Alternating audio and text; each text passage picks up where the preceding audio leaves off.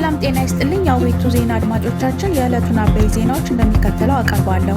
ቻናሉን ሰብስክራይብ በማድረግ ይጀምሩ፣ ቤተሰብም ይሁኑ። ኢራንና አሜሪካ በቴክኒክ ጉዳዮች ውይይት እንደሚቀጥሉ ተዘገበ። ኢራንና አሜሪካ የተኩስ ልውውጡን ለመግታት መስማማታቸውን ተከትሎ የመግባቢያ ሰነዱ ላይ ያሉ የቴክኒክ ጉዳዮችን በተመለከተ ውይይት እንደሚቀጥሉ የዋሽንግተን ባለስልጣን ገለጹ። ኤኤፍፒ ያነጋገራቸው የአሜሪካ ባለስልጣን በስምምነቱ ላይ ያሉ ሁሉም ቴክኒካዊ ጉዳዮችን በተመለከተ ውይይቶች ይቀጥላሉ። ለአሁኑ ሁለቱም ወገኖች ግጭቱን ከማባባስ ይቆጠባሉ፣ መርከቦችን በነፃነት መጓዝ ይችላሉ ብለዋል። የኢራን ባለስልጣናት እስካሁን ድረስ ጉዳዩን በተመለከተ አስተያየት አልሰጡም።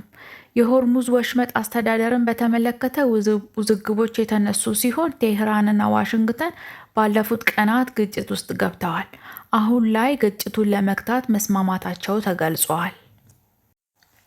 የተባበሩት አረብ ኤሚሬቶች የኢራን ጦርነት ከተነሳ በኋላ ቀጠናዊ ስትራቴጂ ላይ ጉልህ ለውጥ ማድረጓን የሚጠቁሙ ምልክቶች ተስተውለዋል። በቀጠናው የተባበሩት አረብ ኤሚሬቶች ከንግድ፣ ከፋይናንስ እና ከኢንቨስትመንት አንጻር ማዕከል ተደርጋ ትወሰዳለች። የኢራን ጦርነት ተከትለው የመጡ ለውጦች ደግሞ ደህንነት ላይ ያተኮሩ ናቸው። ሀገሪቱ ግጭትን ለመሸሽ ብትሞክርም በኢራን ጦርነት ምክንያት ጫና ውስጥ ወድቃለች። ኢራን በተባበሩት አረብ ኤሚሬቶች ግዛት ላይ ጥቃት መፈጸሟ ምን ያህል ተጋላጭ ሀገር እንደሆነች አሳይቷል። በንግድ ሰላም ማምጣት የሚለው የተባበሩት አረብ ኤሚሬቶች የረጅም ጊዜ አካሄድ በኢራን ጥቃት ፈተና ገጥሞታል። ይህ አካሄድ ያለ ጠንካራ የደህንነት ማዕቀፍ ብዙ እንደማያራምድ የተረዳችው የተባበሩት አረብ ኤሚሬቶች ቁልፍ አጋሮቿ ከሆኑት አሜሪካና እስራኤል ጋር ወታደራዊ ትስስሯን ማጠናከር መርጣለች። የኢራን ጦርነት የፖለቲካና የምጣኔ ሀብት የጋራ መስተጋብር ብቻውን ብዙ ርቀት እንደማያስኬድ አሳይቷል። የተባበሩት አረብ ኤሚሬቶችም በፍጥነት የተለወጠ ባለው መካከለኛው ምስራቅ ውስጥ ስትራቴጂያዊ ስፍራ ለማግኘት የምታደርገውን ጥረት አጠናክራ ቀጥላለች። በቀጠናው አገራት ላይ ያሉ መተማመን መቀነስ አንደኛው መንገድ ነው። የፖለቲካ የምጣኔ ሀብትና የኢነርጂ ፍላጎቷን ለማሟላት በተሻለ ነፃነት ከቀጠናው ውጭ መመልከት መርጣለች። ለዚህም ማሳያ ከህንድ፣ ከዩክሬን፣ ከግሪክ፣ ከቆጵሮስ እና ከኢትዮጵያ ጋር ያላትን ትስስር ማጠናከሯ ነው። በአሜሪካ የፔንሲልቬኒያ ግዛት የህዝብ ተወካዮች ምክር ቤት በአውሮፓውያኑ መጋቢት 2 በግዛቱ የአድዋ ድል መታሰቢያ ቀን እንዲሆን የቀረበን የውሳኔ ሀሳብ በከፍተኛ ድምፅ አጸደቀ። ይህ HR 441 የተሰኘ የውሳኔ ሀሳብ የጸደቀው ባለፈው ሳምንት በግዛቲቱ የህዝብ ተወካዮች ምክር ቤት በተደረገ የድምፅ አሰጣጥ ስነ ስርዓት ነው። የአሜሪካ የግዛቶች ምክር ቤት አሰራር መሰረት ይህ ውሳኔ በግዛቲቱ የህግ መዝገብ ላይ የአድዋ ድል በይፋ እውቅና ያገኘበት ታሪካዊ ሰነድ ሆኖ በቋሚነት ይቀመጣል። ይህ የውሳኔ ሀሳብ ረቂቅ የአውሮፓውያኑ ማርች 2 ቀን 2026 የ130ኛ የአድዋ ቀን ሆኖ በግዛቱ እውቅና እንዲሰጠው የሚደነግግ ነው። ውሳኔው በሪፐብሊካንና በዲሞክራቲክ ፓርቲ እንደራሴዎች የተሰጠ 195 ከፍተኛ የድጋፍ ድምፅና በ6 ተቃውሞ ብቻ ነው የጸደቀው።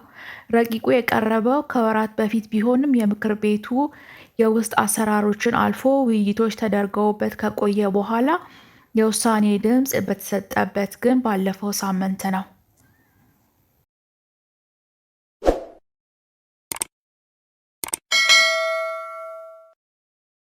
በስተመጨረሻም የጤና መረጃ። ሴቶች ከወንዶች በላይ ረጅም ዕድሜ የሚኖሩበት ምክንያት ምንድን ነው? ሴቶች ከወንዶች አንጻር በአማካይ ከ5 ዓመት የበለጠ የመኖር ዕድላቸው ሰፊ ነው። የሴቶች ዕድሜ የ5 ዓመት ብልጫ ያሳያል የተባለው ዓለም አቀፍ አማካዩ ተወስዶ እንደሆነ አጥኚዎች ይናገራሉ። በእርግጥ ሴቶች ከወንዶች በበለጠ ለምን ለረጅም ዓመት እንደሚኖሩ ሳይንቲስቶች በትክክል አላወቁም። ሌሎች ፍጥረታትን እንደ ማነጻጸሪያ ብንወስድ ወንድ ወፎች ከሴቶች በበለጠ ይኖራሉ። በዩናይትድ ኪንግደም የስነ ህዝብና ዕድሜ ጥናት ተቋም ዳይሬክተር ፕሮፌሰር ሳራ ሃርበር በሁሉም ሀገራት ሴቶች ከወንዶች የበለጠ ይኖራሉ ይላሉ። ቁጥሩ ከሀገር ሀገር ቢለያይም ጠቅለል ባለ ሁኔታ ሴቶች ከወንዶች ዘለግ ላለ ጊዜ ይኖራሉ። በሩሲያ፣ በዩክሬን፣ በቪየትናም ሴቶች ከወንዶች በበለጠ ለ10 ዓመት ወይም ከዚያ በላይ ይኖራሉ። በናይጄሪያ ደግሞ ያለው ልዩነት ጠባብ እንደሆነ አወር ወርልድ ኢን ዳታ ያወጣው አሃዝ ያሳያል። ሳይንቲስቶች እንደሚሉት ይህ ልዩነት የተፈጠረው ግላዊ ባህሪን ጨምሮ በማህበራዊ ልዩነት ነው። ፕሮፌሰር ሳራ በሩሲያ ወንዶች ዘንድ መጠጥና ሲጋራ በጣም በመዘውተራቸው ልዩነት አምጥቷል። በሌሎች ሀገራት ወንዶች ሕይወትን የሚያሳጥር ባህሪ እንዳላቸው ይናገራሉ። አመጋገባቸውም ጤናማ አይደለም ይላሉ ፕሮፌሰር ሳራ። ወንዶች አዘውትረው ወደ ሕክምና አለመሄዳቸው ባለሙያ ይጠቅሳሉ። ባለትዳር ወንዶች አጋሮቻቸው ሆስፒታል ስለሚወስዷቸው የተሻለ ሕይወት አላቸው ይላሉ። በብዙ ማህበረሰቦች ውስጥ ወንዶች አደገኛ የሚባል ስራ እንደሚያከናውኑና ወንድነት ራስን ለአደጋ ከማጋለጥ ጋርም እንደሚተሳሰር ይናገራሉ። ወንዶች በከፍተኛ መጠን በመኪና አደጋ፣ በግጭት፣ በግድያ ራስን በማጥፋት ህይወታቸውን ያጣሉ ሲሉ ይናገራሉ ፕሮፌሰሯ።